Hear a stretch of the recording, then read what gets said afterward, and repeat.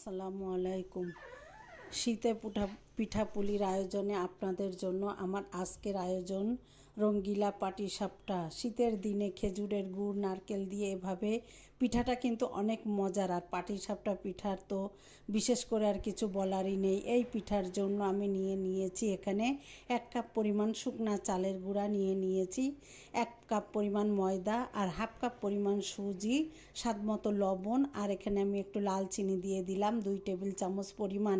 দিয়ে শুকনা উপকরণগুলোকে খুব ভালো করে মিশিয়ে নিচ্ছি। একটা চামচের সাহায্যে মিশিয়ে নিয়ে এখানে আমি লিকুইড দুধটা গরম করে নিয়েছি। আঙ্গুলটা ডুবালে সহ্য হয় এমন গরম দিয়ে অল্প অল্প পানি দিয়ে অল্প এই লিকুইড দুধটাকে দিয়ে আমি একটু সময় নিয়ে ব্যাটারটাকে রেডি করে নিচ্ছি।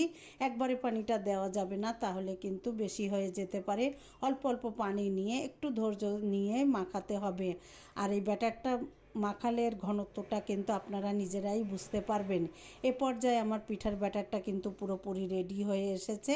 আর এই পর্যায়ে যেহেতু আমি আজকে রঙ্গিলা পাটিসাপটা বানাবো, তাই এখানে আমি একটা চামচে কিছুটা ব্যাটার নিয়ে এখানে গ্রিন ফুড কালারটা দিয়ে আমি ভালো করে একটা চামচের সাহায্যে মিশিয়ে এক পাশে রেখে দিচ্ছি।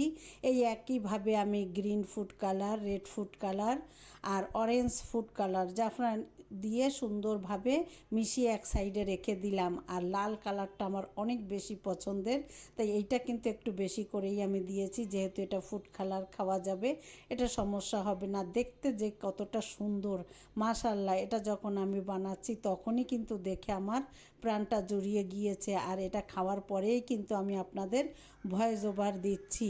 আমি এবার কিন্তু সমস্ত ব্যাটারগুলোকে রেডি করে নিয়ে যে পিঠার ভিতরের যে পুরটা রেডি করব, তার জন্য আমি চুলায় একটা কড়াই বসিয়ে এখানে আমি দিয়ে দিলাম নারকেল কোড়া। একটা নারকেল কোড়া নিয়েছি আর নিয়েছি খেজুরের গুড়। আপনারা চাইলে চিনি দিয়েও করতে পারেন।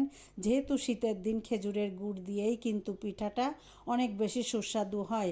আর খেজুরের গুড়ের সাথে আমার মনে হয় না আর কোনো কিছুর তুলনা হয়। এবার আমি দিয়ে সামান্য একটু পানি দিয়ে, যেহেতু ফ্রোজেন নারকেল একটু সময় লাগবে, তাই আমি একটু পানি দিয়ে নাড়াচাড়া করে এ পর্যায়ে আপনারা চাইলে একটু গরম মশলা, এলাচ ব্যবহার করতে পারেন।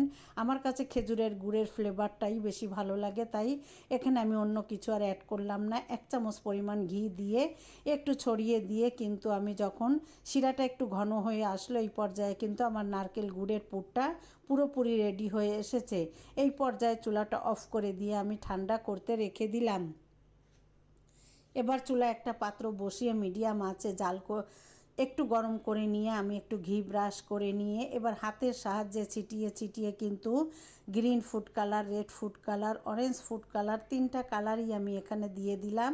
স্ক্রিনে আপনারা দেখে হয়তো বুঝতে পারছেন। এবার আমি 1 চামচ দিয়ে ব্যাটার দিয়ে দিলাম। এখানে আমার প্রয়োজন মতো আমি দিয়ে দিলাম। স্ক্রিনে দেখে হয়তো আপনারা বুঝতে পারছেন। আসলে এটা বলে বোঝানোর কিছু নেই, আপনারা দেখেই বুঝতে পারবেন। এবার আলতো হাতে আমি এই এপিট করে প্যানটাকে ঘুরিয়ে কিন্তু ব্যাটারটাকে দিয়ে একটু 2 মিনিটের মতো হয়ে আসলে এবার আমি নারকেল গুড়ের পুরটাকে দিয়ে এবার চুলাটা কিন্তু একদম লোতে আছে। এবার আলতো হাতে দেখবেন পিঠার ব্যাটারটা কিন্তু প্যান থেকে ছেড়ে আসবে।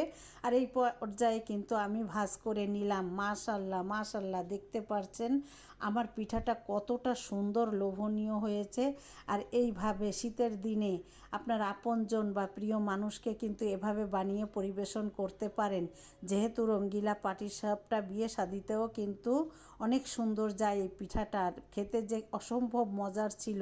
আর এভাবে কিন্তু আমি সব পিঠাগুলোই ইচ্ছা মতো মনের মাধুরী দিয়েই কিন্তু আমি বানিয়ে নিয়েছি। আর যখন নিজে একটা কিছু বানাতে গেলে এতটাই সুন্দর হয়, মনের ভিতরে অন্যরকম একটা শান্তি কাজ করে।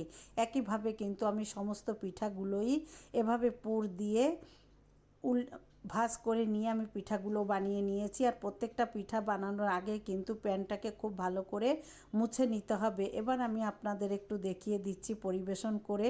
আলহামদুলিল্লাহ, দেখতে যেমন সুন্দর, খেতেও কিন্তু অনেক বেশি মজার ছিল।